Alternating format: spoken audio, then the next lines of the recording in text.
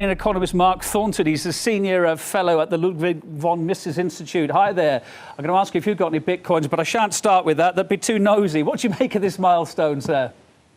Well, I think it's a matter of just a matter of time that this Bitcoin took over. And what we've seen recently is that there's a lot more acceptance of Bitcoin by both merchants and by governments. Even Amazon this week.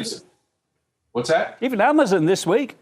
Oh, yes. And even at the Ludwig von Mises Institute, we now accept Bitcoins for donations and bookstore sales. So it's in other countries, the acceptance at retailers is even greater. But more importantly, governments have recognized Bitcoin. They're willing to accept it. They realize that it's the type of currency going forward in the world where it's more secure, it's more private, it's more efficient, and it holds its value better as well. What about that old saying, though, what goes up must come down at some point, in brackets? Oh, well, this is a very, very volatile medium of exchange. It's not surprising that it's very volatile because it's reacting to world events. And, you know, there's 36 other cryptocurrencies that are also vying in the marketplace. So we have a lot of volatility to look forward to. So it's not something you want to kind of put your pension in then, really, is it? Well, the people who are putting their money in it are the people who face a lot of risk. A lot of people in China are putting their money into it. A lot of people in India are putting their money into it. And a lot of people in Iran are putting their money into it because they're facing hyperinflation and the prospects for military attack on their country. Of course, the American government and the FBI are looking very closely at it as well because it has been used as well for shady deals, drug deals, et cetera, et cetera.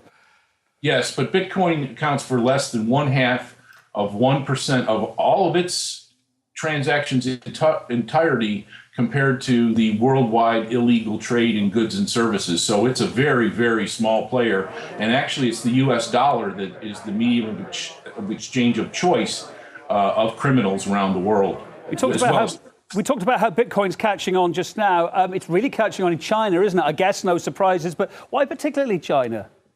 Well, the government has accepted it in full.